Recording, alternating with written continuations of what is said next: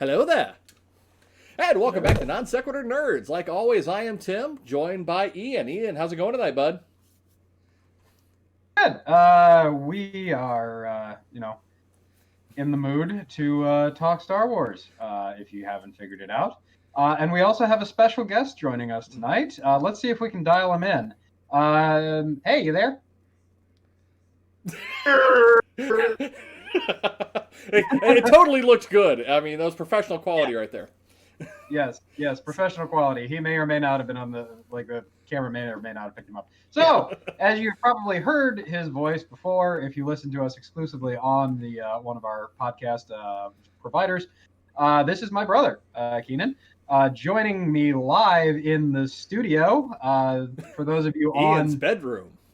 Right. For those of you watching the YouTube channel, you may notice some green screen problems. Sorry about that. So we may or may not be phasing in and out of existence throughout, but we will try not to let that stop us too Just much. think of me as a forest ghost from a certain point of view. A certain point of view.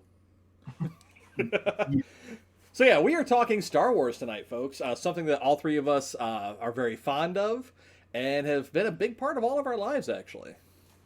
Yeah, and this is not.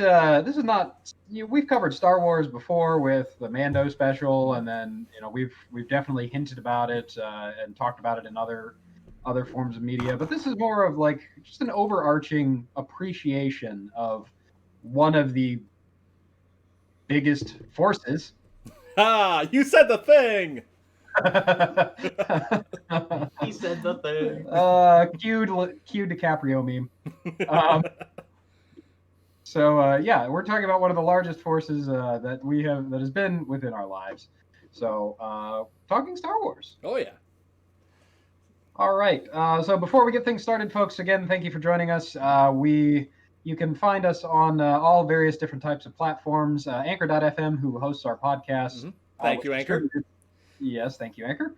Which distributes to other media forms as well. So you can find us on Google Podcasts, Apple Podcasts, finally, Spotify, and multitudes of other favorite podcast platforms. So check us out there. You can find us on Twitter as well at Non Sequitur Nerd. And we also have a Facebook page now, so look us up. Yep, we've joined the modern era, finally. We have a book full of faces.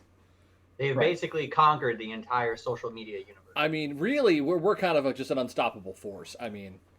Yeah, but don't be so proud of this technological terror you've constructed. Very good, Keenan. Very good. Yes. Most impressive. So, again, thank you all for joining us tonight. So let's just kick it off. Star Wars: A New Hope. First Star Wars movie that came out, the first one that I ever saw. Yep.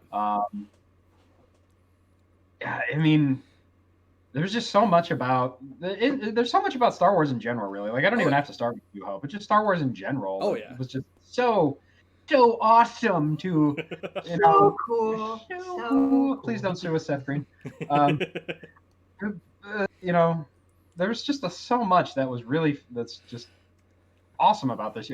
Star Wars. You get spaceships. You've got epic space battles. You've got laser swords, which, if you didn't see it, Disney premiered.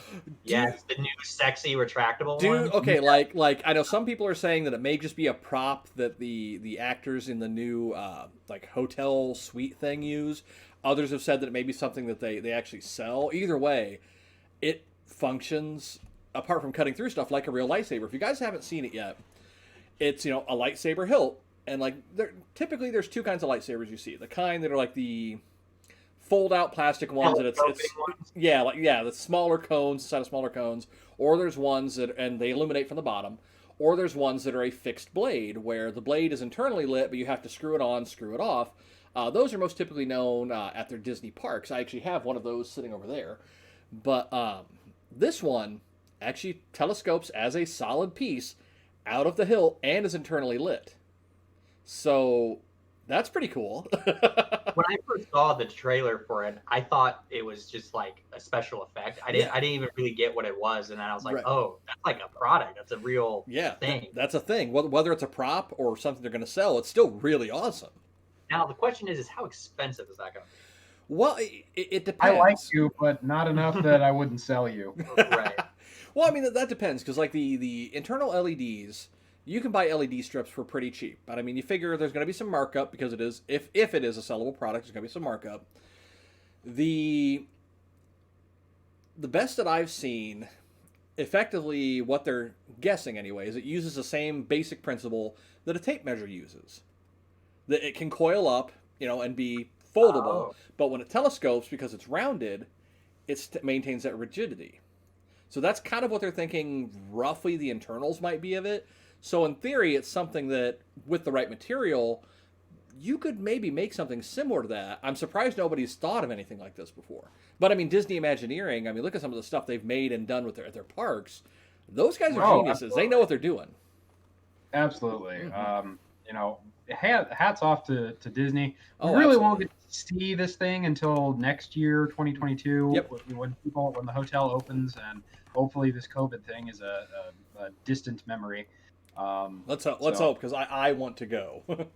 Yes, exactly. Boys' weekend. That'd be so cool, dude. Oh my god! Like, okay, when I went there, in your Mando special, you talked up the Galaxy's Edge and like the Commando animatronics and stuff. Talk about the the space engineering. Yep. And well, I mean, yeah, like you were saying, like when I went there last, bye, Keenan. When I went there, it was my first time ever at Disney, and I'm like, I'm going to check out everything. I'm going to go to the Magic Kingdom. I'm going to go to the Animal Planet Kingdom thing, whatever it's called. Animal Kingdom? Animal Kingdom, there we go. I'm going to go to Epcot. And no, like day one, I went to Magic Kingdom because you have to go there. And then I spent the rest of my time exclusively at Hollywood Studios in Galaxy's Edge. Because it's such a unique experience, and Star Wars being so close to me, it's amazing the amount of immersion that they have at that park. Like, if you go to the rest of, like, if you go to Magic Kingdom, as an example, and you see Cinderella, she's Cinderella. Like, all the other, like, the shop attendants and whatnot, they're, Bob the shop attendant. When you go to Galaxy's Edge, everybody there is an in-universe character. I mean, they may not necessarily have been from the movies or books or anything like that, but it's not Bob the shop attendant. It's, so-and-so from the planet Batuu who runs this homemade, hand-spun clothing shop. They are a character. They are a Star Wars character. They're not just a random, person walking around. Literally every Disney employee in the Galaxy's Edge area is a character, which that level of immersion is amazing. Like seeing the First Order officers and troopers walking around, they'll playfully harass the crowd about where are you going? Where's your identification papers? Have you seen this droid? I mean, it's just, it puts you in Star Wars. And it was amazing. I highly recommend it. Once it's safe to do so and they're fully staffed, it is absolutely worth going. Awesome. Yeah, so right. Disney Imagineering has obviously brought us another thing that has brought our childhood literally to life. Oh, yeah. With the exception of being able to cut off our children's hands with it. While maintaining that you were their father. Correct. That's some harsh discipline, man. Dude, like my kid gets in trouble, I'll put him in timeout, ground him, make him write sentences, whatever. I don't think I'd ever cut off a limb, let alone a hand. I mean, well, it's a lesson he'll learn. I mean, admittedly, he got a cool robot hand. Well, yeah, so. I mean, that's true, Yeah, exactly. And who doesn't want a cool robot hand? Dude, every kid would want a cool robot hand. I mean, right? Yeah. So, Disney Imagineering, Disney Parks, great time. Looking forward to being able to go myself, take my kids. Yep. It's going to be a lot of fun. But, if we look back at Star Wars, like we were saying, it's such a quintessential part of our lives. Oh, yeah, absolutely. Like, made our childhood. Like I still have my old Star Wars toys. Right. Like my kids play with them. But I mean, I saw these movies as a kid, and I was a fat nerdy kid when I was younger. I'm still fat and nerdy, but now I'm still a fat nerdy adult. There you go. So it was just so immersive and so much fun, and it's just people deride the series for like being poorly written or whatever kind of like nitpicky crap they want to get into about this, like laser swords. And it seems like even among the fan base, if it's not the original trilogy, it seems to get trashed on. Like, the prequels get trashed on, the sequels get trashed on. But I mean, ultimately, at the end of the day, me personally, I take it as a whole, from the prequels all the way to the end of the Skywalker saga. It's a long form story. I mean, it literally goes from the beginning of the saga to the end of the saga. I mean, that's what it is.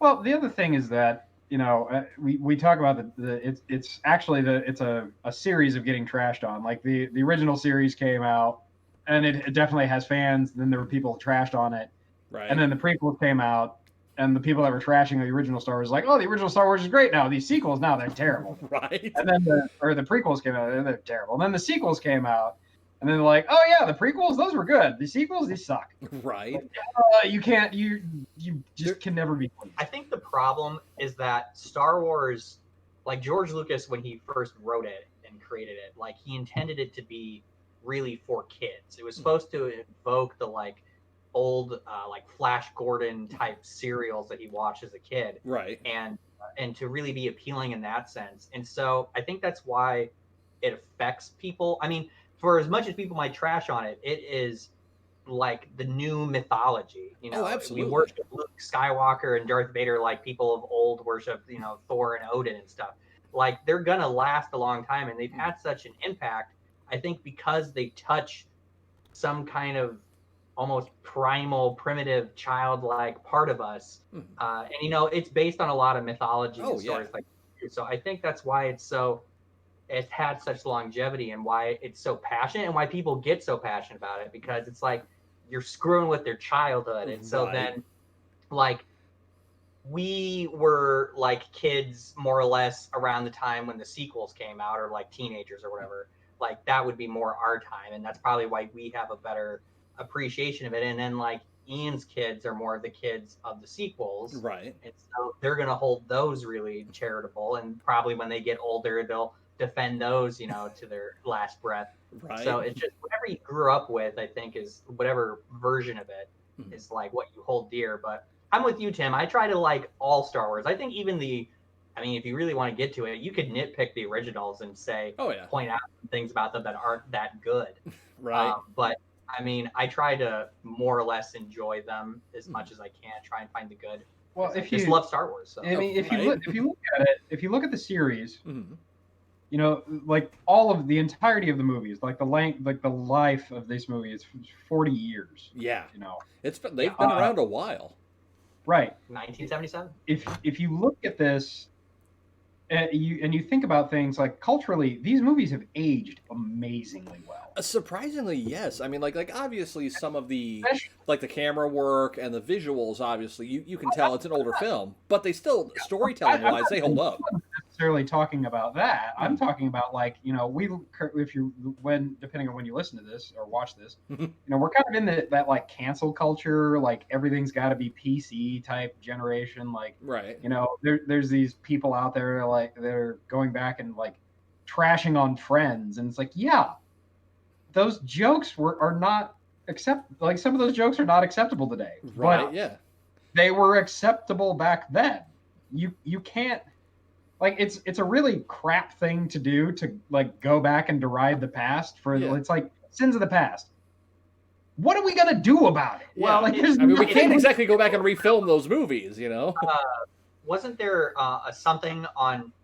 It was the Sesame Street, right? Wasn't that thing where they like Disney decided to put up that warning saying that like some of the things in here are racial stereotypes? They've done it with a lot of their stuff they have on Disney Plus, saying for its time, this was what people did. We don't approve of it, and like they have a big disclaimer at the beginning of a lot of their shows and movies now. I like what they say in it, because they not only are like bringing attention, like, hey, we don't agree with this, and this is like racial or like culturally or racially or whatever it is insensitive. But we also don't feel like censoring it out. We'd rather like you be exposed to it, just be aware of its context, and like maybe use it as like a teaching moment. Yeah. So people, I'm trying to think of something that would be canceled in like the original Star Wars. Like probably the first thing that comes to my head is like Han and Leia's relationship. Like especially in The Empire Strikes Back, I could see people today being like, "Wow, Han's like real pushy and like." Really like going on to like Leia, rapey, like a little bit. But like, I mean, it is kind of weird, and it is in a modern context a little uncomfortable. And the only reason we are okay with it is because we know she likes him the whole time. She's just not wanting to admit it. Right. But it does come off weird. But at the same time, you just have to keep the context in there, and the fact that it's a fictional, space story. Like, are we really going to argue like the political correctness of a thing that has a giant space dog and a dude in a black suit with laser swords? To me, right, it's a little dumb. I mean, just keep things in context. Well, Yeah, I mean, I agree.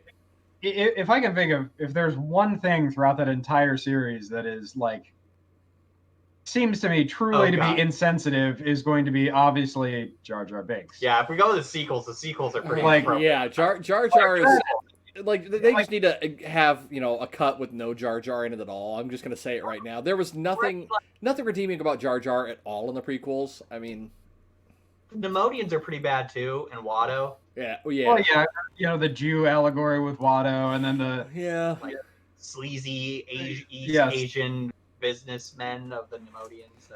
So there were some questionable choices that could not in today's culture it wouldn't fly. But I'm kind of going back to what I was saying though, is like, these movies have aged incredibly well from a cultural standpoint, but as you were also saying, from a technical standpoint, they have aged very well. Like, I think the people like us that grew up with it, we maybe we're just more forgiving, but at the same time, we also grew up with we are used to having like people underneath a soundstage with their hand up in a puppet, like miming the puppet. Like, we grew up with the Muppets and Sesame Street and Labyrinth. Labyrinth. Well, like, for me, the thing that really, like, that I appreciate about the original trilogy is the fact that, like, all of their, like, the ships, the set pieces, anything involving, like, a vehicle in space were all handcrafted using, like, various, like, model kits from, like, battleships, tanks.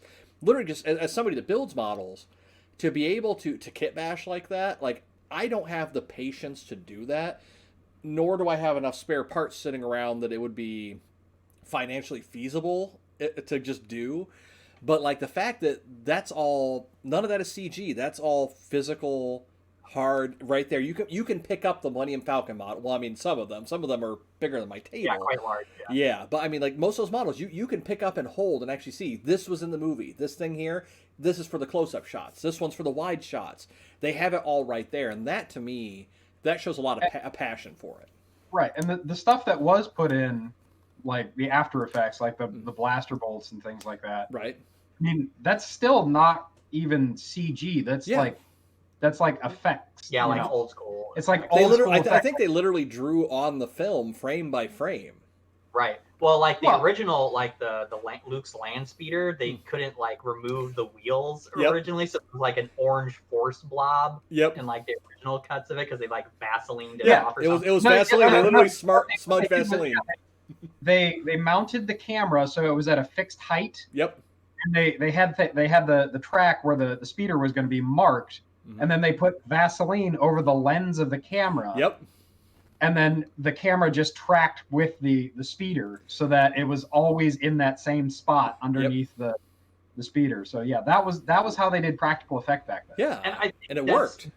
Another like appeal of why it's lasted so long is that a lot of like sci-fi movies back then were just like really cheesy. Like they were considered like B movies and weren't really given a lot of respect to. Oh, I just appeared again. The force is not strong with me. We've got a bad hologram connection.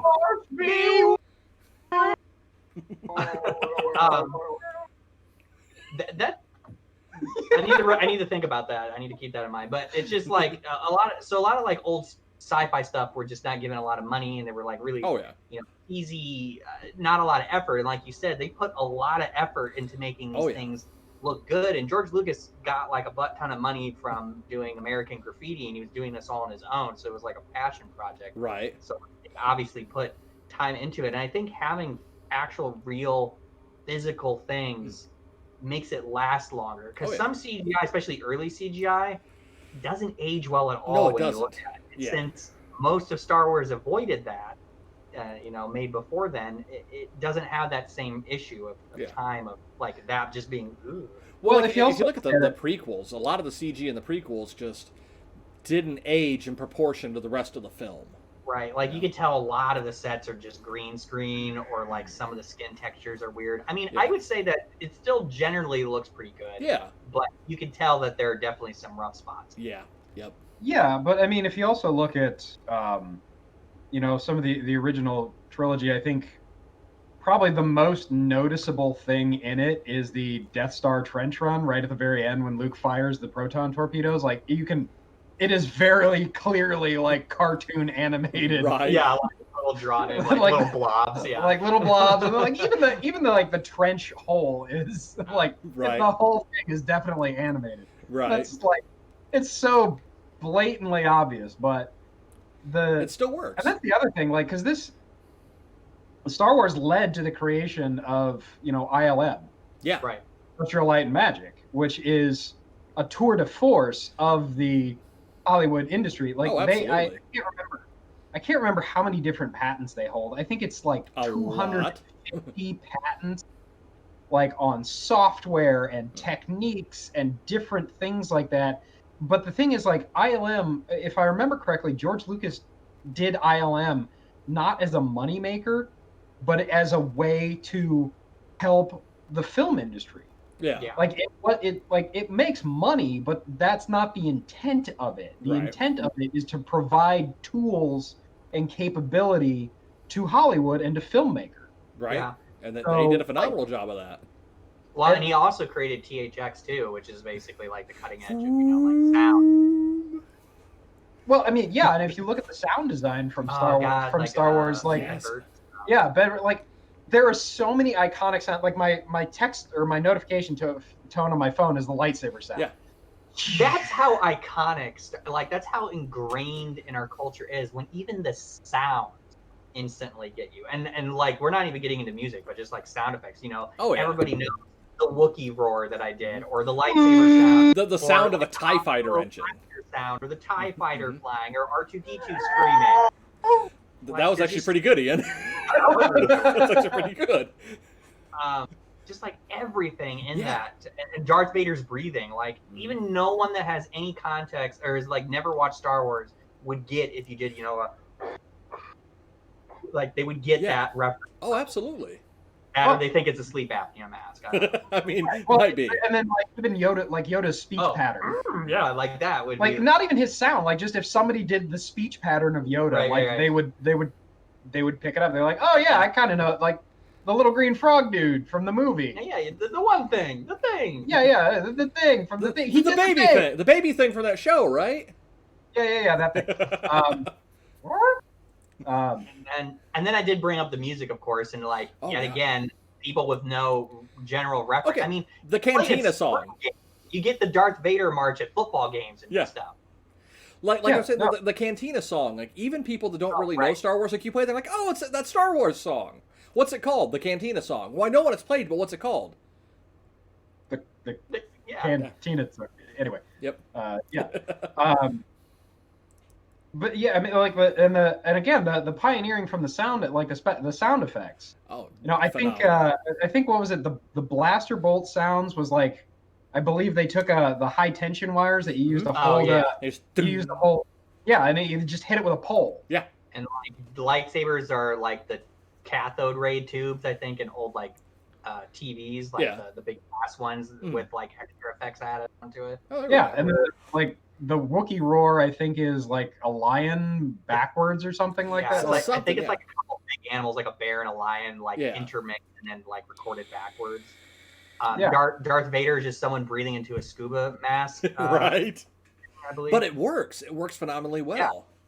Yeah. And it's just like yet again, it was someone trying to do all. Because I mean, now you have like digital libraries that you could synthesize and like do all these crazy things, but they had to do these on like analog soundboards with probably like tapes that they had holding up a microphone attached to a tape deck to record how this thing sounds, right? And this them going around into the wild with a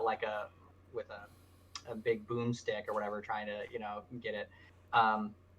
yeah, they just a lot of everything like well, and bringing up the ILM again, like they had to invent a bunch of things to Yeah. make Star Wars. Like it just like what they wanted to do wasn't really possible, so they had to like make up a bunch of new techniques. Oh, yeah. So like ILM, I think also kind of came into being just as like, man, we did a lot of like really cool stuff trying to make this. Like we should like expand this even further. Oh, absolutely, yeah.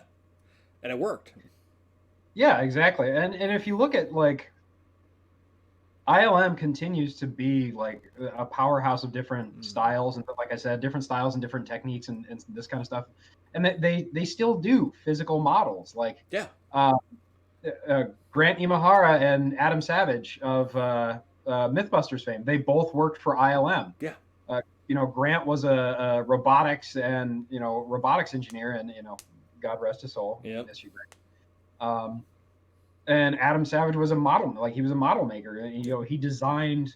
I think he worked on for the prequels. I think he worked on the Cloud City model. Oh, wow. The Cloud City model that they did, and then he did some other stuff there as well. Grant built R2D2. I mean, that's a hell of a thing to have on a resume right there. Right. Yeah. No, he built functional R2D2s, and the movies themselves, like we said, they encapsulate so many like pioneering techniques and styles, and just really a genre. Oh, yeah. Like they're not the first of like the space epics, because you got like your Flash Gordon and your Buck Rogers. Yep. And those and those kind of things. But Star Wars, I think, was really the truly first mainstream, Yeah, absolutely. really truly popular mainstream sci-fi. Okay, you want to split hairs, Star Trek, but let's admit, the original Star Trek was not popular. Like, yeah, it was only around for a few seasons. It was popular after the fact, I feel, anyway. Yes. Yep. Well, and I think Star Wars owes its success yet again to, I think, tapping into like, it is sci-fi in the essence of that there's space and hyperdrives and laser guns and swords and things like that. But really, it's a fantasy story that just takes place in a sci-fi type setting, and it relies a lot on that like old mythos, like the hero's journey type story and things that are just like ingrained in stories from ancient civilizations and stuff, and it's really playing on that. And I think it's kind of like that. And I mean, really, at its core, it's about good and evil. Oh yeah, and if you break it down, really, yeah. Basic, like gets you right in the feels, kind of like it's so intuitive and whatnot. Oh yeah, that's really why it just lives so strongly in people, because it just really caters to that basic core human need. Right. Story. Absolutely, yeah. It's a good story. I mean, whether love certain trilogies or hate them, it's a good story. I mean, it's ultimately the story of how the Skywalkers just messed everything up. Yeah. Yeah. It's basically the story how one family like boned like trillions of lives. Yeah. But then again. Right. Although technically, and I guess if you're watching this right now and you hear spoilers, too bad.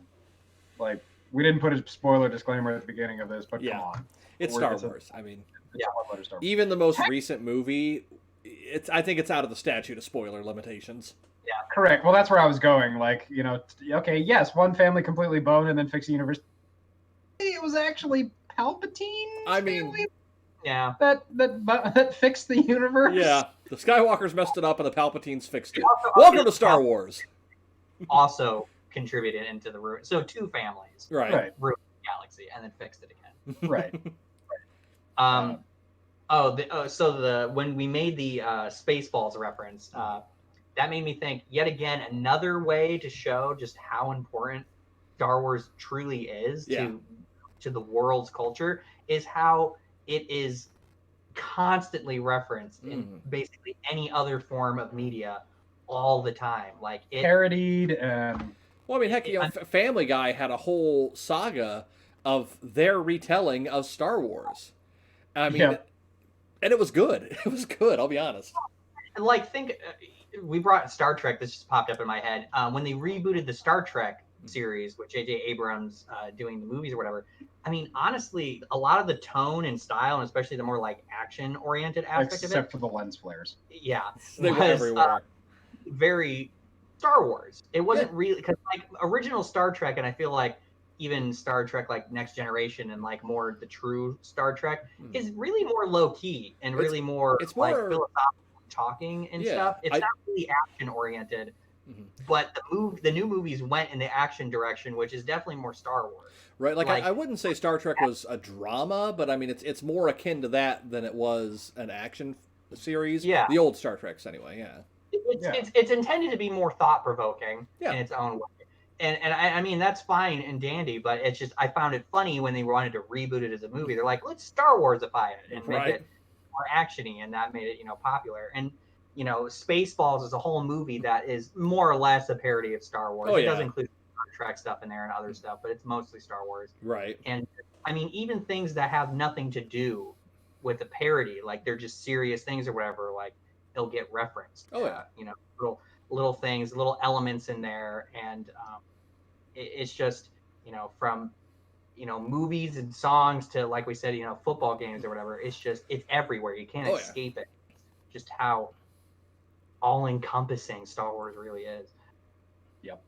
Oh, and I got another question. I was going to ask you guys this earlier. So you wanted to start with A New Hope. What was the first version of Star Wars you saw? Because there's like the originals, which are hard to find. Yeah. And then there's like the 1997 re-release with like the special edition stuff. And then there's like the Blu-ray version, and then there's like the Disney version that has McClunky in it. So McClunky. I think the first one I saw was the original cut of it. But I'd only seen that maybe once or twice. So I mean, realistically, it was the first re-release of it. It was the first one that I watched regularly. So, but the original viewing was the original. So. For me, I actually got introduced to it by my old neighbor growing up. You remember Pam Smith. So if you're out there, she was the one. If you're out there, Pam, hi. She was a huge Star Wars, like a giant Star Wars nerd. Like had some of the OG like 70s, 80s toys and stuff like that. But she had the VHS of the original release, and so that was how I saw it. Was in its in its original form on VHS, and that was how I first got introduced to it. Yep. And then obviously I went and saw the re-releases in the 90s, and then I went and saw the the new the prequels when they came out. I really don't know that there is Star Wars media that I haven't consumed in some form or other. Like, and if we talk about Star Wars media, oh God, they have covered, I think, literally every form of media on the planet. Absolutely. Comic books, manga, novels, movies, audiobooks, audio adventures, even like nonfiction books. The Galaxy's Edge cookbook, or which I have.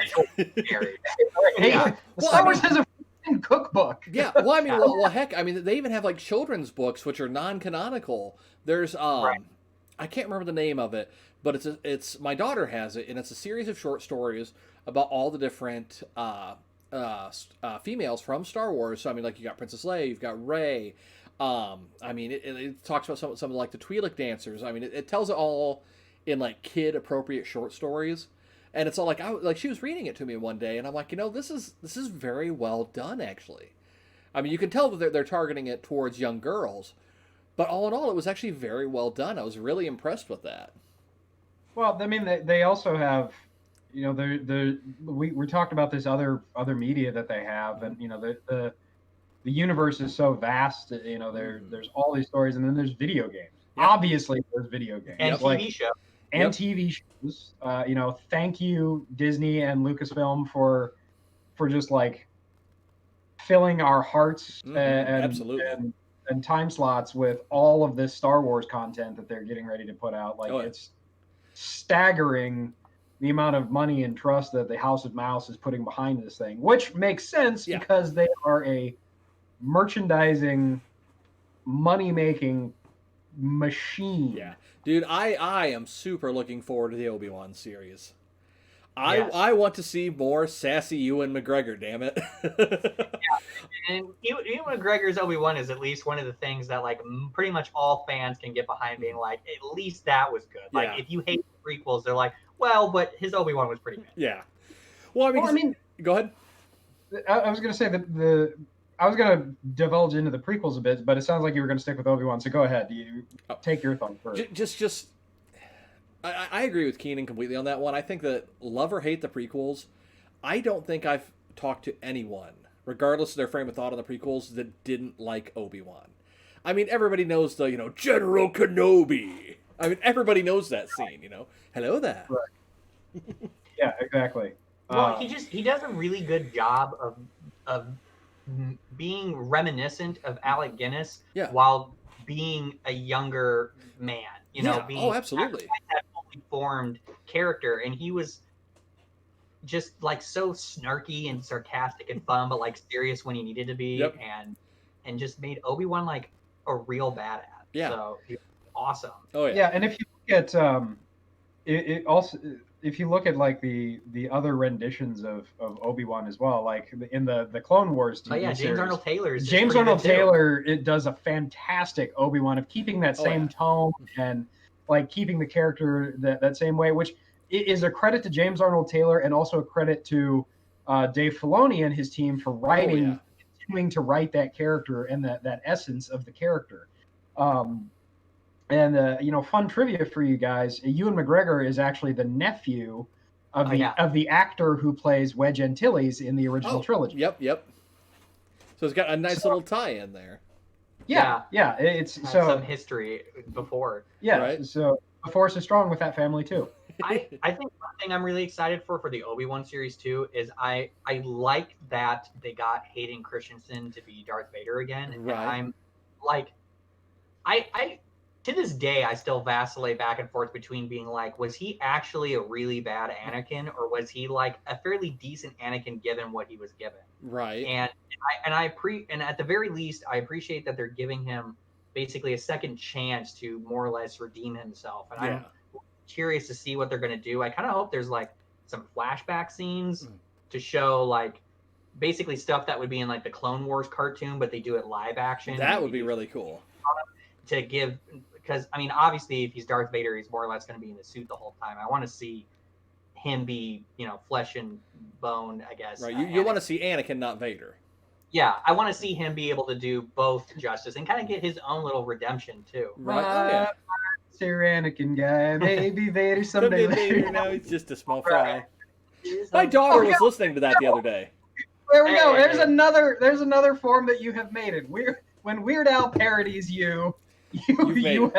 Yeah. Well, I mean, heck, if we're going to talk like music, I mean, obviously, we mentioned the Cantina song, but going back again to Galaxy's Edge, if you go to the Cantina there, they have a DJ playing music that's wrote by actual bands for in-universe Star Wars music, and you can find that on Spotify, iTunes, so you can actually download music that was wrote to be in-universe music that you never heard in the movies, but you can still listen to, like the whole way back from Florida, because I drove.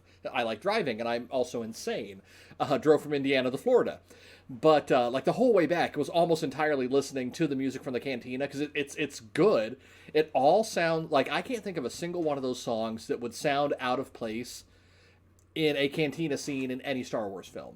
Every single one of them sound, or like a club or something like that you would see in universe, they all fit. Right. They did a phenomenal job on that. Like when you were listening to it, did someone offer you death sticks? I mean, I was waiting for a guy to pop up in the back seat and offer me some, and then wonder where this guy came from. But also terrifying. I remember seeing this as like a meme on Reddit or something, but the idea that like Obi-Wan could like alter someone's entire life trajectory with like one word. Yeah. What did that guy do afterwards? Like, well, that's the story I want.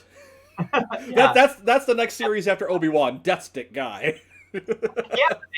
I don't remember, but right, because every Star Wars, that's one of the other great things about Star Wars and like the merchandising that they do is that every person you can see on screen probably has a name and at least some kind of merchandise tied to it.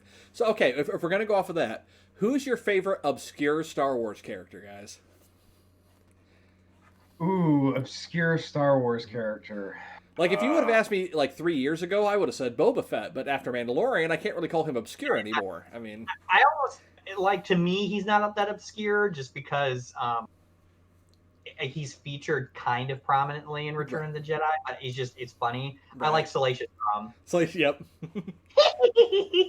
Right. Like, I just love that weird little Kowakian space monkey, which they apparently eat in the Star Wars universe, as we see in Mando. What about you, Ian? You know, if I go with original Star Wars universe, you get to see him as a one-shot character, like literally one scene. IG-88. Oh, right. Yep. The bounty, the assassin droid. Right. Like, he has no speaking lines. Mm-hmm. He has really no movement. I think maybe his head turns. Right. Right. But he was just such a cool design droid. And obviously with Mando, you got to see one of the IG units go like whole ham on a bunch of... Dude, yeah, you did. And just see how freaking insane those droids actually were. Oh, yeah. But I always remember... I remember him both fondly and terribly, because I remember the N64 Star Wars game, Star Wars... Shadows of the Empire? Yes, yep. Shadows of the Empire. Great game. Because you fight IG-88 in that game. And he was always a cast iron bitch. Right. To beat. And it took me forever to beat him in that game. Oh, yeah. So I always remember him as a character. But, if we look at, like, character, we're talking about characters and actors and things like that. Like the actors of Star Wars is one of the major things that has made that movie.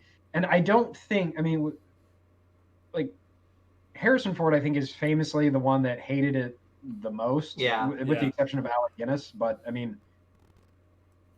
Alec Guinness just said he didn't understand it and like he just thought it was stupid and whatnot. But right, it wasn't his cup of tea. Right, it wasn't his cup of tea because he's British.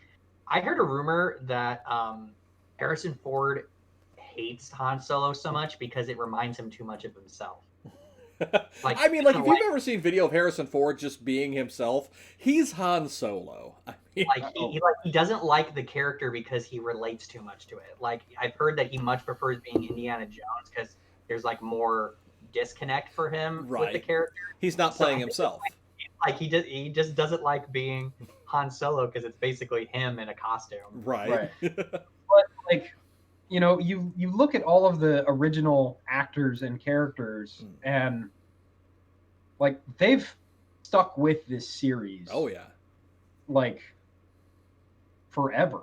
Like Mark Hamill is famously one of the most wholesome people in the world. Oh yes, he is. Yes, he is. And he just he is so appreciative of his fans and like everything that like they bring and everything that he's involved with them, like goes out of his way to be nice, does guest appearances on stuff, like just one-shot things where he shows up to do things, and like just very famously an amazing like fan of his fan. Right. Well, I've heard that he has an amazing sense of humor as well.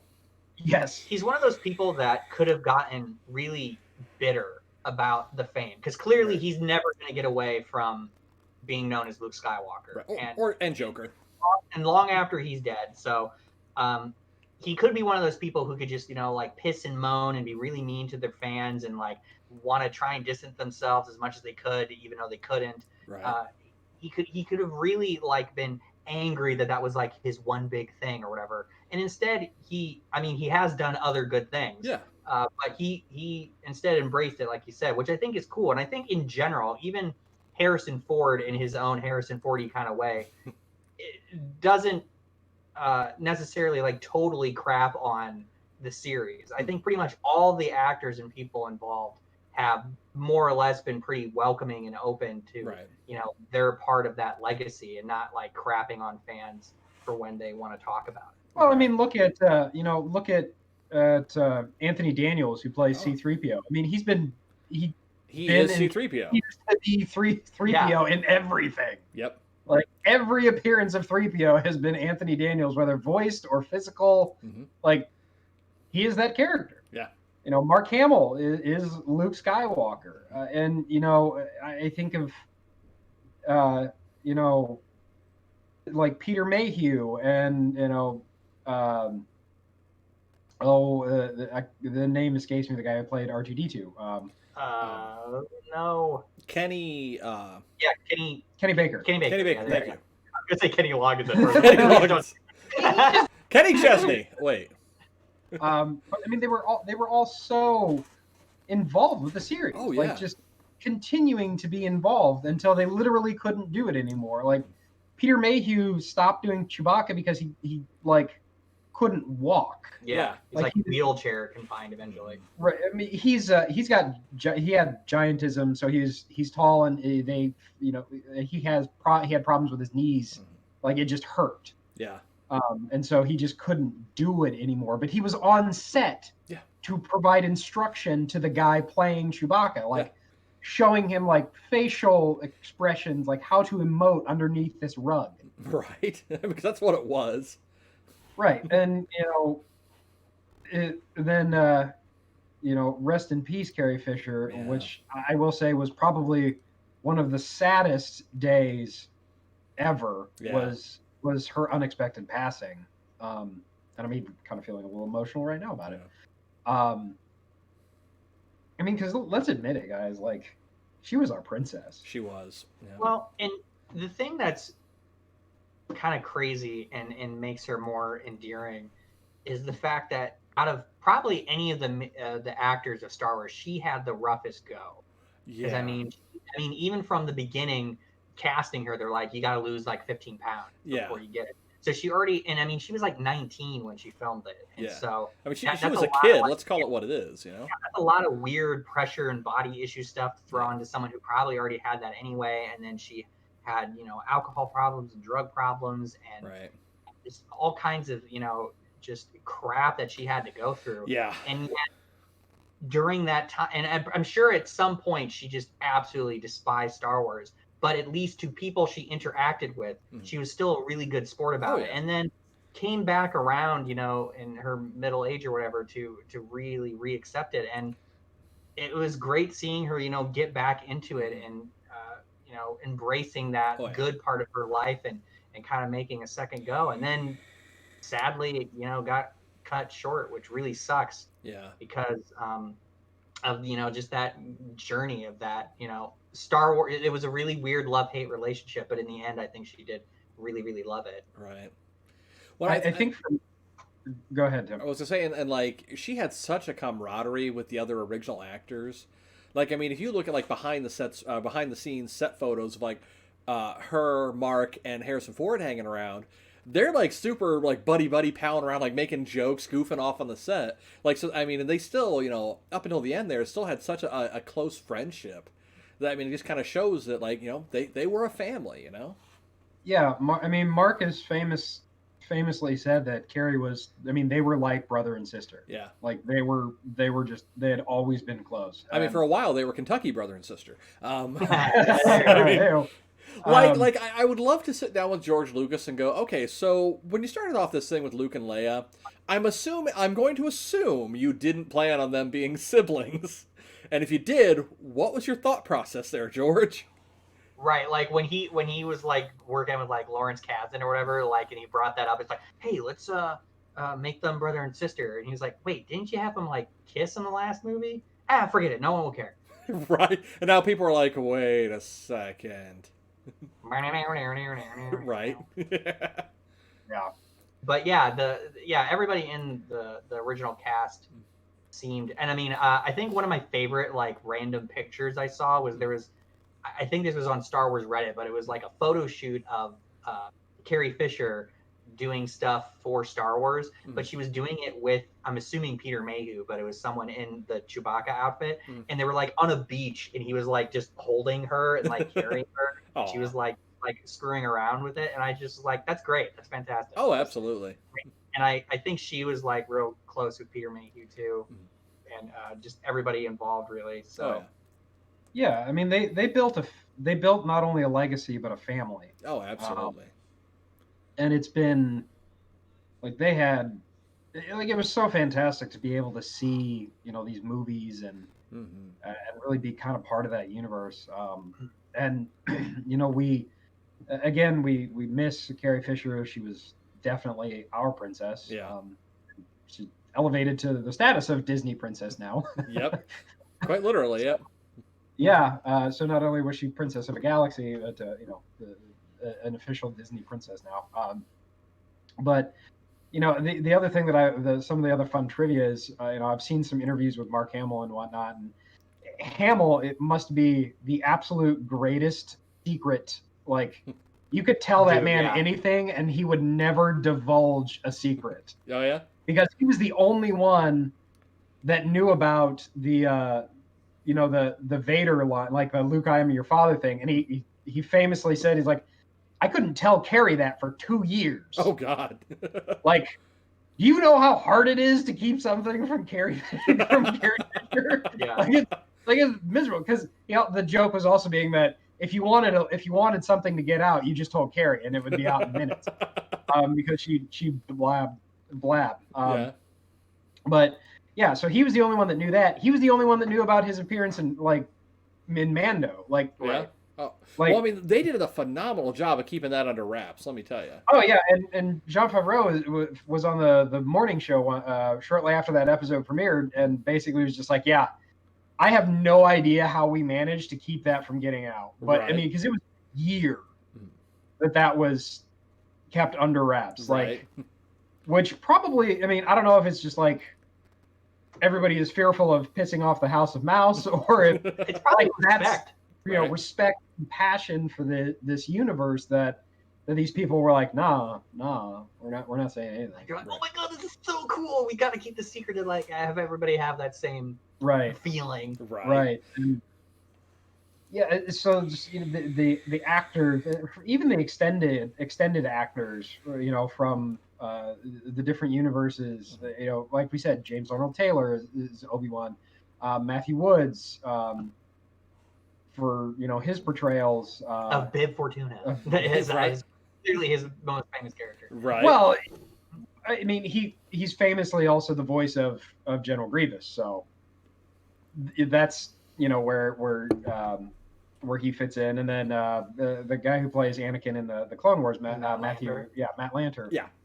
Wait, I got a fun trivia fact real quick. The original voice for Grievous, who they wanted to, and they almost got him, but he ended up having to back out for some reason, was Gary Oldman. Really? That would have been interesting to have his voice behind that. Yeah, and it's like what, and I mean, he's famously done like a ton of like crazy, like evil Russian dudes. I'm assuming that's what Grievous more or less would have ended up sounding like. A Russian Grievous. Also, the coughing that he does was George Lucas's coughing because he had bronchitis during the time. Oh goodness. Well, and like if we're talking about Grievous, like we can't talk about Grievous without talking about post Disney things being made non-canon anymore. Yeah. Because like you brought up his cough, and the Clone Wars animated thing, last I heard, was no longer canon. But that explains why his rib cage got crushed and why he has that cough, was because Mace Windu just force crushed him. Yeah, the Tarkovsky Clone Wars. Yeah, Yep. I don't think that's canon. Yeah, Well, I mean, there were so many novels, comics, like all kinds of extended lore that's not canon anymore. We're talking about Shadows of the Empire. That's not canon. So, like, Dash Rendar, I don't think is technically a canon character at the moment. His ship is.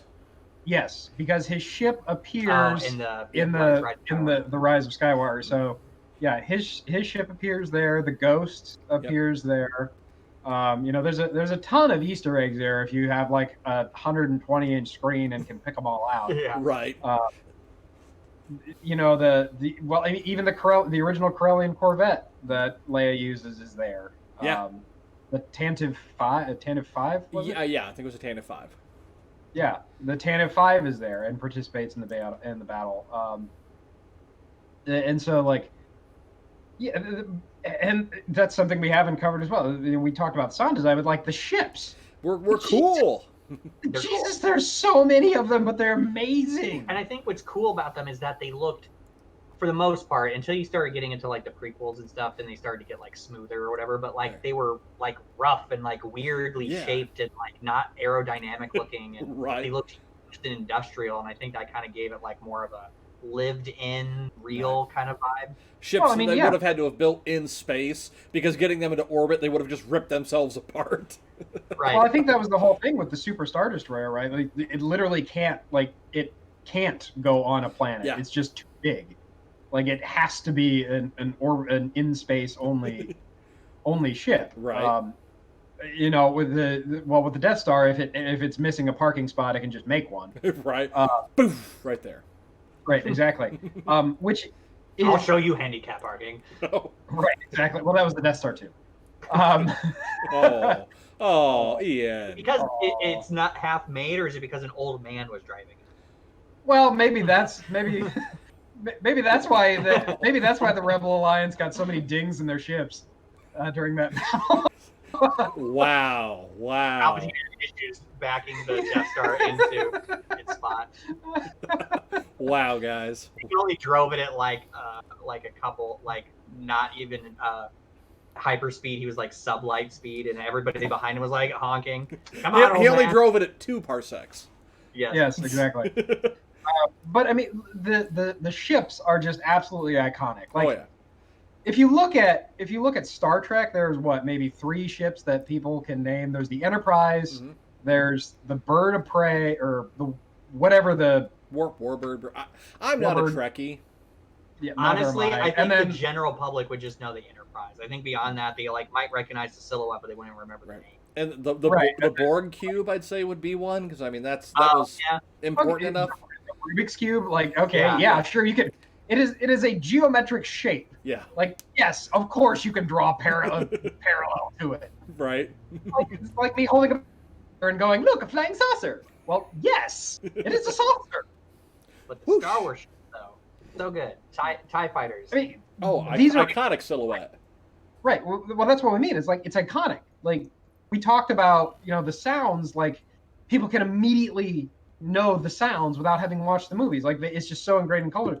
Like, you could probably pull out like these ships, and they'd be like, oh yeah, that's from the space movie. Mm-hmm. The space movie.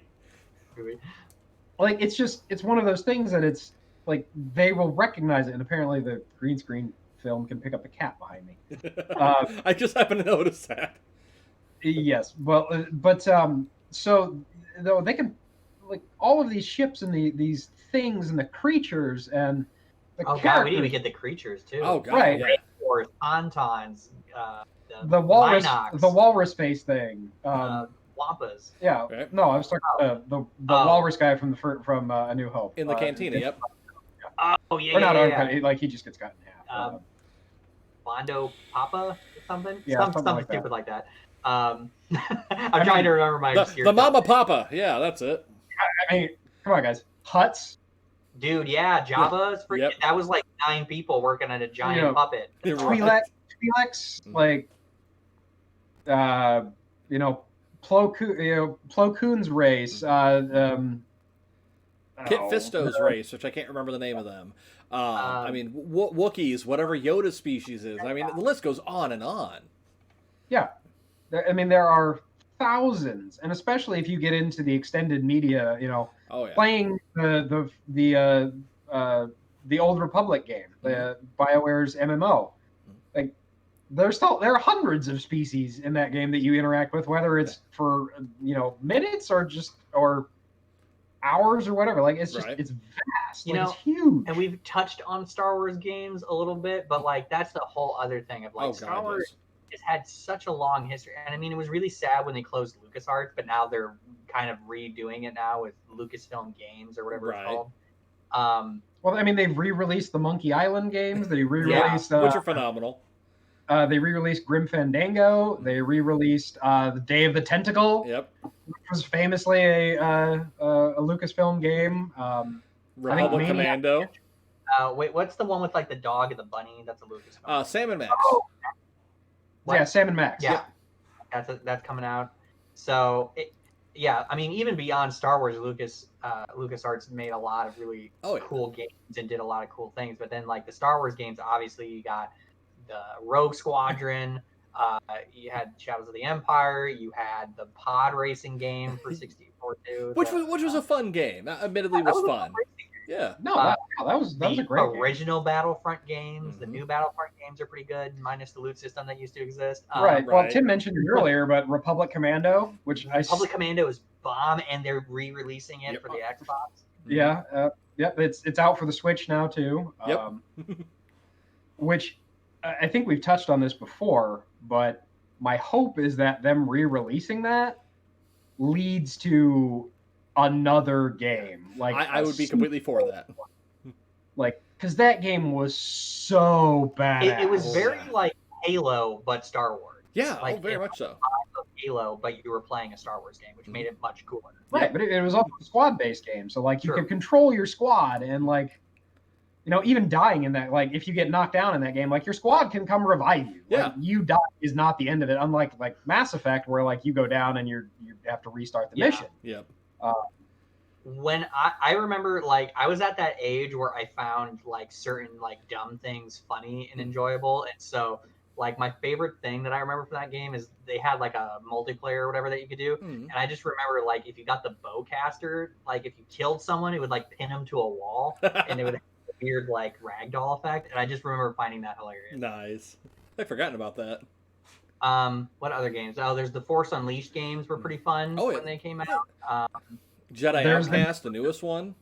And then there's the Jedi Academy. Well, there's Jedi Academy, and then there's the newest one, which is what is that called? Jedi. It's not Outcast because that was a different game too. Yeah. One that just came out that.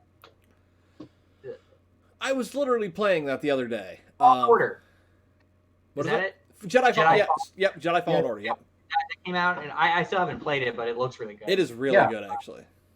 I mean, then there's obviously the flying sim games. And, the new Rogue Squadron game. The new Rogue, which is I'm really talking about, fun. like Star Wars X-wing and Star Wars TIE Fighter, right? Like, you know, the old school ones. Or actually, one of my favorite computer games is Star Wars Renegade, I think.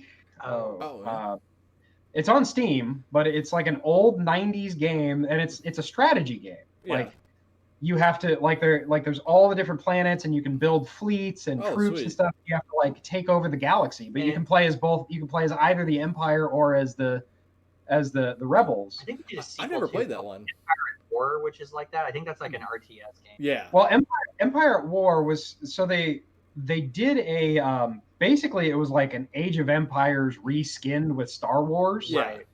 And I can't remember what it was called, but it was literally like just Age of Empires 3 with like a Star Wars skin. That was real. But your game was like Empire, more different. Yeah, my game was much more different than that. But Empire at War was it was still an RTS, but it was completely redone. Like it was completely new from the ground up, like new mechanics and everything.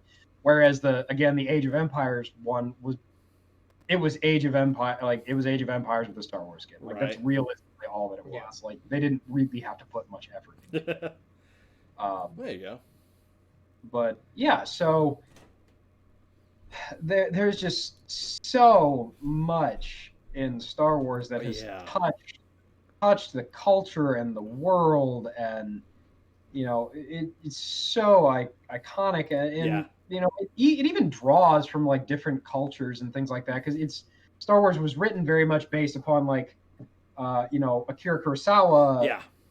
Japanese, you know, his Japanese films. It draws directly from, I believe, Yojimbo and the Hidden Fortress. Right. Are two of the direct comparisons, and even the saber combat styles are based upon Japanese sword fighting styles. Kendo. I think I mentioned this before, but I do kendo, and if you look at the fight scenes, like there are direct stances that they take that are kendo stances, kendo and kenjutsu.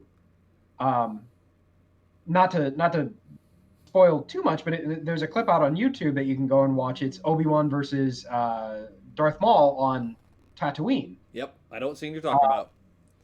And you know, it's the final confrontation against Obi and Darth Maul. And Obi-Wan takes, like, when they go to start fighting, they both take a kendo stance. Like I can directly draw the comparison because I do those stances in Kingdom. Right. So the first time I saw that, I went, "Oh God, they did the thing!" I also like that scene as a poetic thing where like he starts off doing like his classic like lightsaber above his head thing, Yep. and then he switches to like Qui-Gon's like hand on the side thing. Yep. I thought that Oh, that was like, very cool, nice. like in universe touch too. Yep. Yeah.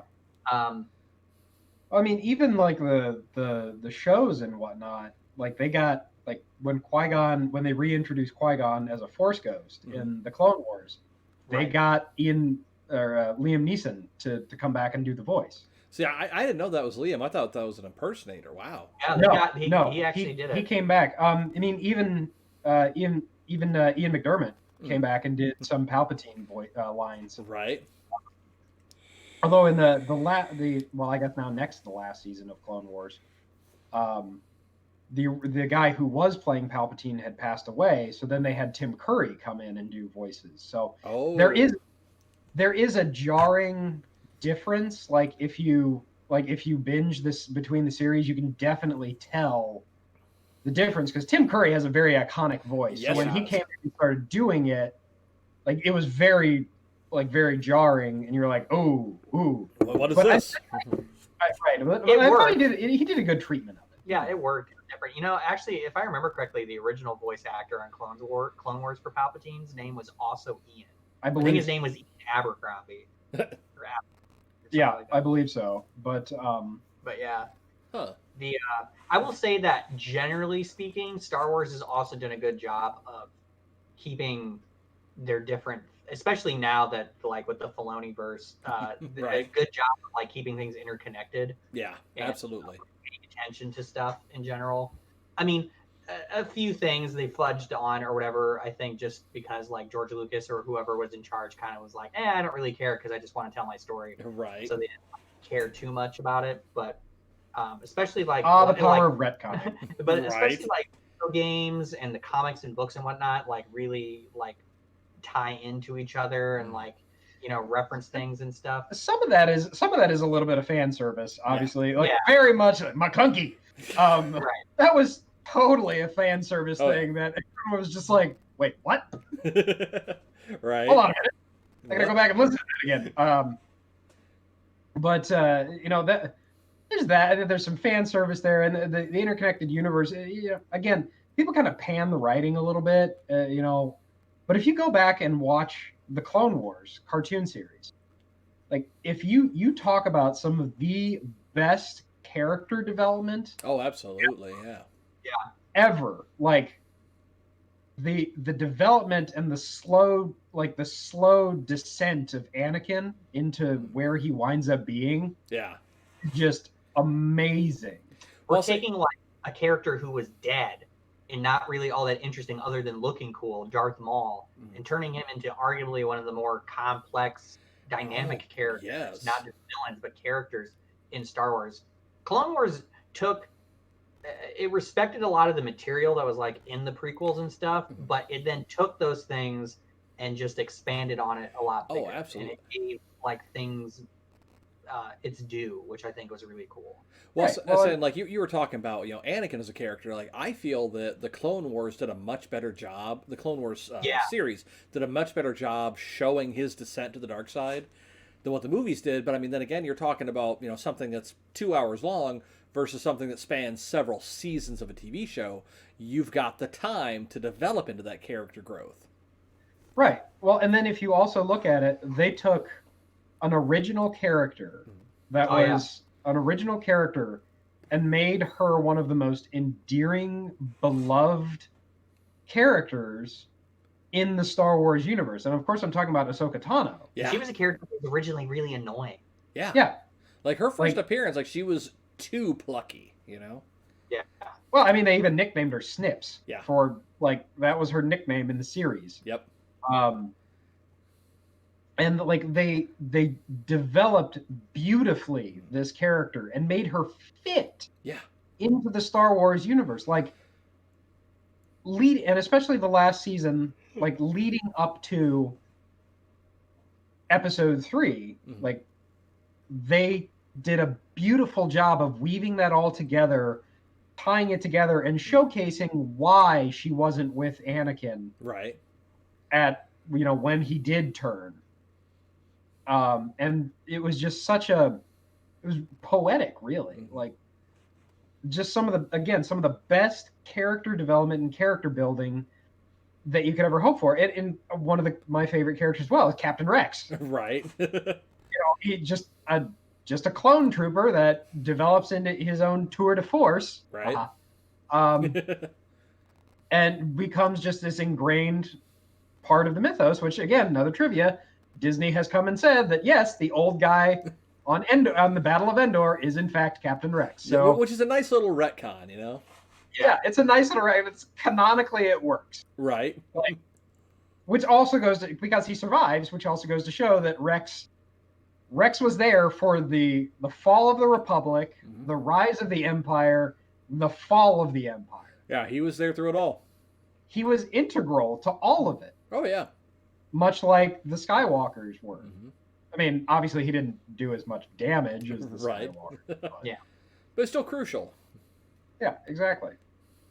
So, we've kind of touched on a lot of things. We didn't really delve in any of the particular movies, but we've just kind of really done more like a cultural analysis of Star Wars and how it's affected all of us. But we could just real quick. I guess another question for you guys is, I mean, there's probably too many, but like, what's like a scene that pops up in your head that like really is like Star Wars for you? And it could be, I guess we could just go with the movies, but if there's something from other media that's like really striking to you, I guess you can bring that up as well. For me, I mean, kind of encompassing the overall themes of like family, inner struggle, things like that. It would be the scene where Han Solo is on the bridge talking to Ben, his son Ben, trying to talk him down, trying to talk him back, and just lightsaber right through him.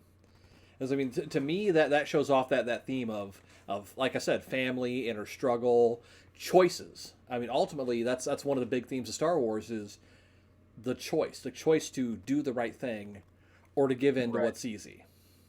Yeah. Yeah, so that scene sticks out for me a lot. That's a really good one. That was very well done in the series. It's very like Greek too, to like, or like Shakespearean. Oh, very much so. Very much so. Intense. And it was a good way of like immediately making you be like, you suck, Kylo Ren. Like, we hate you. Like, it gave you an immediate reason to dislike him. Yeah. Right. What about you guys? I mean, there's obviously the scene that the Vader "I am your father" scene. I think really one of the scenes that, to me, it didn't feel as iconic when I first watched it, but after watching the tie-in materials like the Clone Wars and everything else, it made it a lot more poignant, which was Vader's return to the light side when he kills Palpatine. Oh yeah. Like, knowing all of everything that happened before that, it makes it a much more powerful scene to me.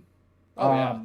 So that one ranks very high for me. And then another one, which is from the Clone Wars series, is actually from the last episode of the Clone Wars, where Order 66 is done. Yeah. And Ahsoka turns around to Rex, like, fighting the urge to shoot her. Right. And you see him crying because he has to fight. He's trying to fight this. Yeah. And that to me was just a gut wrenching, very powerful scene. Oh, absolutely.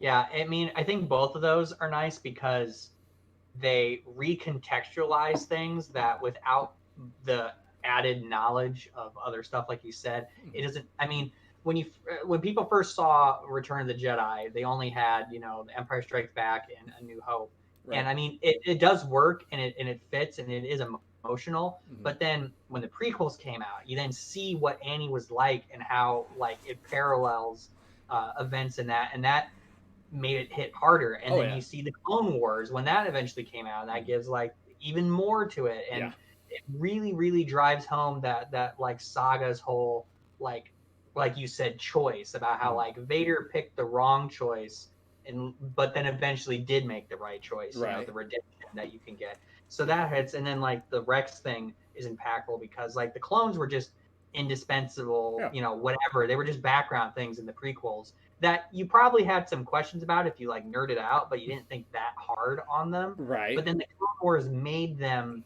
people, because I mean they're not droids, they're living people that were just cloned. And then they gave them personalities, and then to get the whole Order 66 thing, you're like, oh yeah, that is jacked up. That's like how did they get living people to just suddenly betray people they trusted, and like it does hit a lot harder. Yeah, and I think one of those tie-ins is in the Clone Wars series is the death of Fives.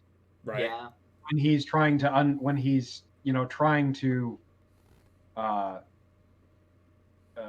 reveal Order 66 and the control chips and things like that. Like that was just such a powerful thing. Like, it was, you don't realize how close to the razor's edge Palpatine's entire scheme was. Yeah. Like he was seconds away from the whole thing, the whole house of cards coming down. Yeah. And it really, I would say it's luck that it was pure luck that it. In my experience, there's no such thing as luck. Right. But you're right. No, it really made the clones part of it. And I've heard there's rumors out there or whatever that even Commander Cody actually survived and like felt terrible about what had happened and like spent the rest of his life trying to atone for his betrayal of Obi-Wan. I don't know if that's canonically true or not. I think that'd be interesting. They've teased it and whatnot. So as far as my favorite scene goes, I like all of your scenes.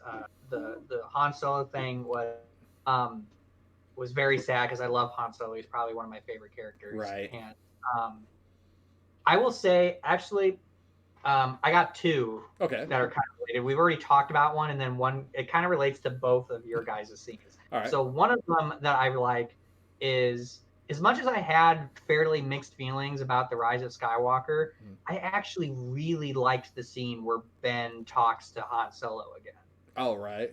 I thought that mirroring of their conversation in The Force Awakens in Rise of Skywalker worked really well thematically, and it that was like a part that gave me like a lump in my throat. I thought that was like really touching, and also I just really didn't think Harrison Ford would come back to do something like that. Right. So like that legitimately surprised me. I was like, oh dang, and yet again it goes to like the redemption kind of thing, very similar to like Vader, eventually choosing to save his son. And then also another thing that always like gives me like chills and a lump in my throat is seeing Order 66 in Revenge of the Sith. Like the music that plays is like really haunting and like gothic choir kind of thing going on, and then it's just really like jacked up to just see all these Jedi get like eliminated by their allies, and then you see Yoda, like feeling the hurt, and you're like, no, Yoda, you're so cute and awesome, like don't feel bad.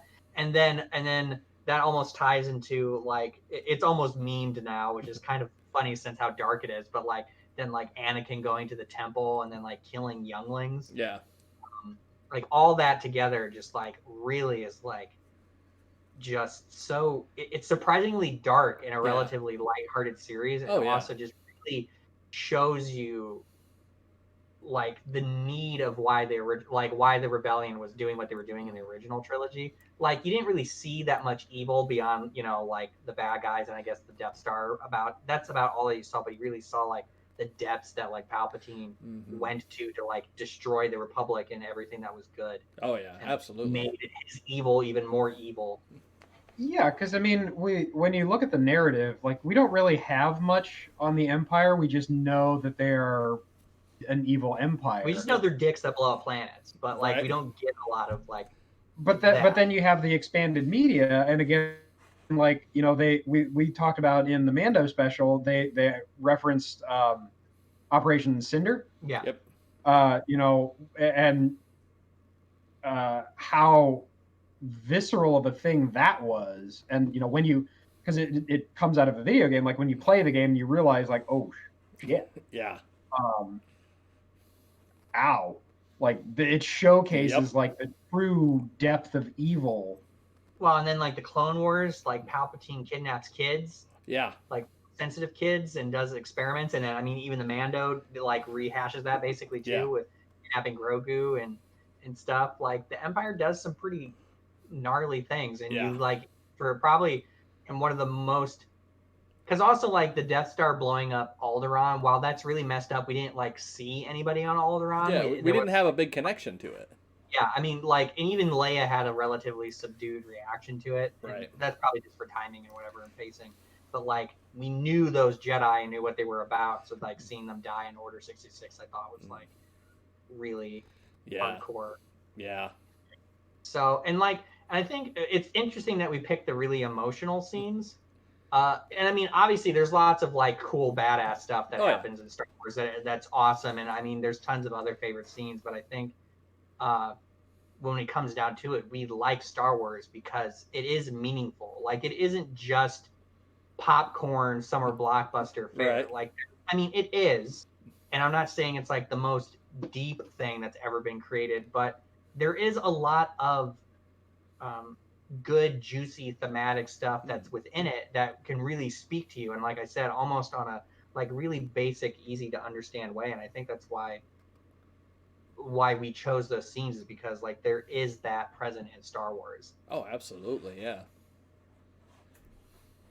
Yeah. So I think we've covered a lot, and I think we're probably coming up on about time here for us. So I'll end kind of things with a question for you guys. Okay. Favorite Star Wars character? Oh. Sassy Ewan McGregor Obi-Wan. Hands down, hands down. As far as like main cast goes, that would be my pick. Right. Okay. Keenan? Pondering. I think I have to. I mean, Obi-Wan, Ewan McGregor Obi-Wan is really good. And then there's like some characters that are cool mostly just because they look cool or they do cool things. Like, I'm probably gonna have to go with Han. Yeah.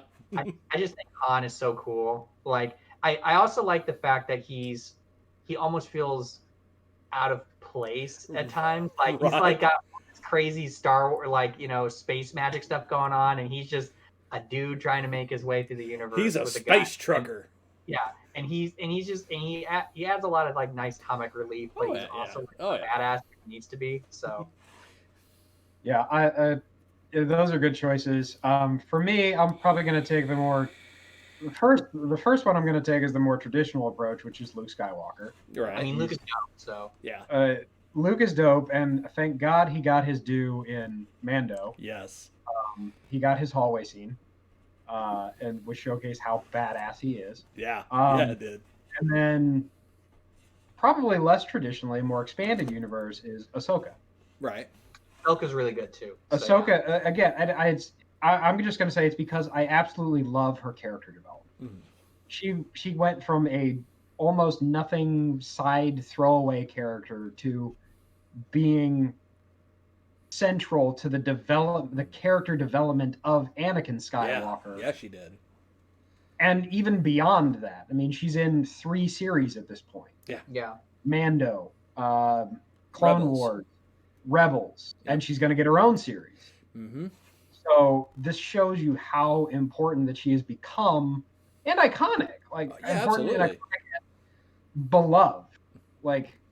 Right. She is part of the Star Wars and universe. I will point out that, you know, because some people, when the sequels came out and people complained that they didn't like them, a lot of people were like, oh, what, is it because you don't like a female-led Star Wars movie? Because, like, Rey or whatever, they were trying to say that we're, like, misogynistic or something like that. I'm like, no, you just might have had issues with the movie. It doesn't necessarily have to do with the fact that Rey's a girl. Right. And you point at the fact that Ahsoka, who was, like we mentioned, initially hated, is now one of the most beloved Star Wars characters of all time. It's all writing. Yep. The girl, it really doesn't matter. Like most good fans don't care about the gender or their species or what they represent or whatever, just as long as they're good. Yeah. And like, she has excellent character development where you actually give a crap about her. Oh, yeah. Whereas Rey's character development is arguably not great. Yeah. Yeah. No, I agree with that. I just want to see more of Hondo. Hondo, like I was sitting there thinking about it after I said, Obi-Wan. If I'm picking like secondary characters, it would be Hondo Ohnaka from Ohnaka Transports. Totally legitimate. For secondary characters, mine's HK-47. There you go. Silence, meatbag. That was such a great character. For one, I love this speech pattern thing where he like states what like kind of sentence he's saying, and then he's just so like gleefully and polite. He's like evil C-3PO. Yeah, like he's really polite and like kind of funny, but like just pure evil at the same time, and it's great. Like he'll probably stab you in your sleep, but at least he told you he would stab you in your sleep. Yeah, exactly. So I kind of forgot about him. HK is a fantastic character. Oh yeah. But again, there's so many iconic characters, especially if you get into the extended universe. The Legends universe now. Yeah, Legends universe. Well, when I say expanded, I mean like just the larger outside of out of the movies. Yep. There's just so many to pick from. Yeah, there are. Everybody's got a favorite, and everybody's allowed to have their favorite. Like I don't think I'm gonna. Somebody could tell me their favorite character is like the Rancor, and I'd be like, cool. Yeah, cool. Awesome. Hey, the Rancor's kind of cool though. Right. Honestly, like you got some like claymation going on in there. That's pretty sweet. I want to talk to somebody whose favorite character is Death Sticks guy. Did anybody else think that was Johnny Knoxville the first time they saw that movie? He does. Yeah, look like Johnny Knoxville. Yes. Yeah. Absolutely. Okay, so it wasn't just me then. Yeah. Or like somebody could just be like, "Oh yeah, my favorite character was Gamorrean Guard number 2." Right. All right. Cool. All right. Whatever. That's great. Or Power to you, yeah. You're right, or I'm sure there's some people out there who are like, "Oh, mine was the Twi'lek Dancer." Yeah. I mean, hey, cool. One where they took out the accidental flash, or the one with the accent? Yes. Yes. So yeah, it's but tying it all together, Star Wars has been obviously a huge component of our lives. It's a huge component of everyone's lives. Like it is a bad pun, force of nature. Yep. In that it is so ingrained into our culture now that there is no way you can get rid of it. Yeah. Like there will never be a world right now without Star Wars. Yeah. Star Wars to me is kind of like how we still talk about, like Homer and, like the Odyssey, something written, 1,000+ years ago. The stories of Gilgamesh. Or even something slightly more modern. Yeah, like Shakespeare. Yeah. That was, 500, 600 years ago. And it's just like 1,000 years from now. In a galaxy far, far away. There's going to be, colonists from our, colonies on Europa or whatever coming back to the polluted Earth and looking through artifacts and finding like Star Wars lunchboxes and whatever and being like, these must be the deities they worshipped. Praise be the Golden God. The Golden God 3PO. They'll put him on a little chair and whatnot. It's just like, it's so ingrained that I can't imagine the human race in some way not keeping Star Wars alive. Like now that it's here, it will live on forever. Oh, I agree 100%. Well, especially so long as the House of Mouse keeps pumping money into it. They are not going to let that cash cow go away. Nope. I think the Disney Vault is an actual like nuclear apocalypse proof vault, and so there'll be like original like Star Wars reels in there and whatever. And they can find it again if Fallout I happens. mean, they're probably in like hermetically sealed, like vacuum, like no air, microbless. They should be if they're not. Right. There's an actual protocol droid that's like over them.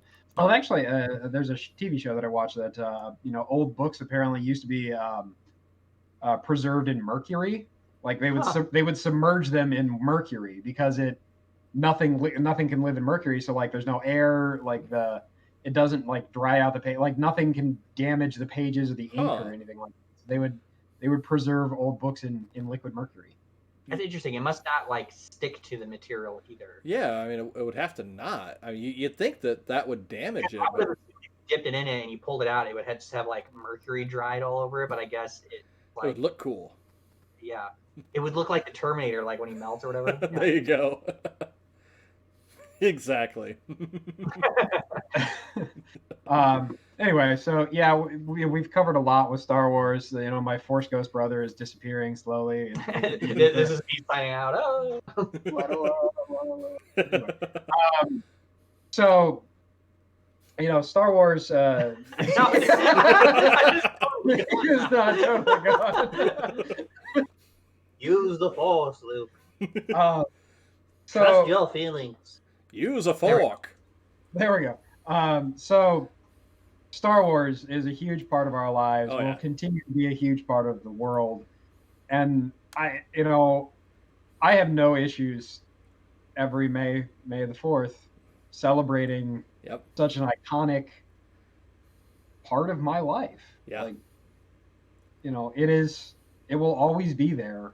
And I am who I am today, thanks in part to Star Wars as one of the influences in my life. Same. So, I think with that, folks, we're probably going to go ahead and sign off for tonight on just us providing this love letter to Star Wars, Lucasfilm, George Lucas, Disney. Please keep making such awesome things and feeding us words. Like we're hungry for more. Yes, absolutely. So with that, we'll go ahead and wrap up. Thank you again for joining us. Catch us on YouTube, where you can see Keenan and I flitting in and out of existence throughout the entirety of this. I promise I will eventually one day get a decent green screen. Again, catch us on your favorite podcast platforms hosted through Anchor.fm, Apple Podcasts, Google Podcasts, and Spotify and several different others. Catch us on Twitter at NonSequiturNerd and Facebook. And you can also find our crappy website at www.nonsequiturnerds.com. So with that, thank you again, Keenan, for joining us. It's been fantastic fun. Yeah, thank you for having me again. So we will sign out for now. With Non Sequitur Nerds, I'm Ian. And I'm Tim, and may the Force be with you. And may the Force be with you. And also with you. Good night, everybody.